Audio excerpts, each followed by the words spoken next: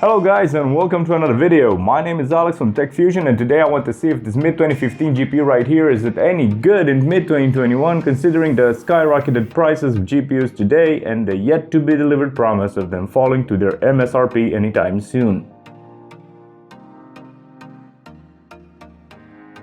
So if you're in the market to buy a GPU today because you're fed up with waiting for their prices to drop to their expected MSRP levels anytime soon, or even you're fed up with waiting and seeing those ads with ridiculous prices that people are paying or willing to ask for the GPUs in the market today, then you might just be in the right spot of looking for a GPU on the second-hand market.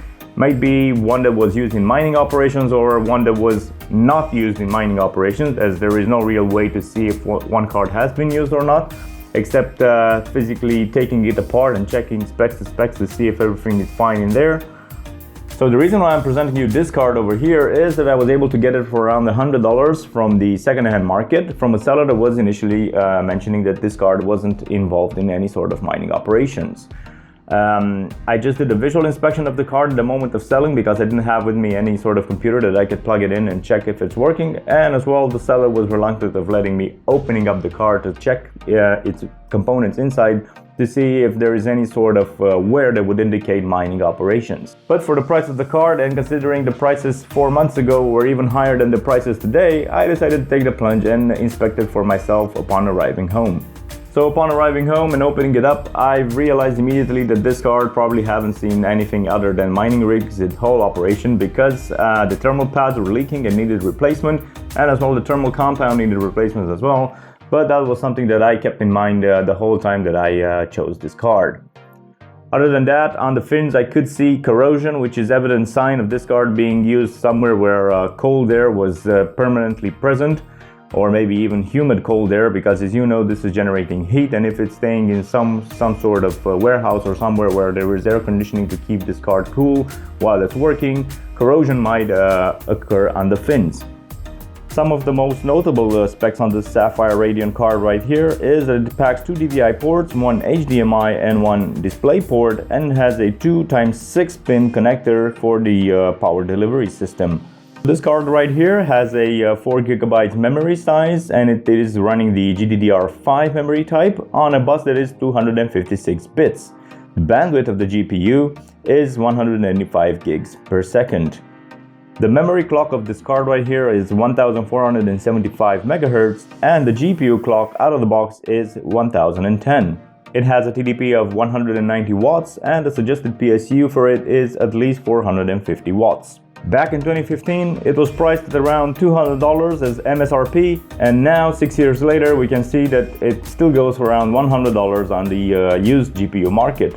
So without further ado guys, let's go ahead and test it and see how well it performs.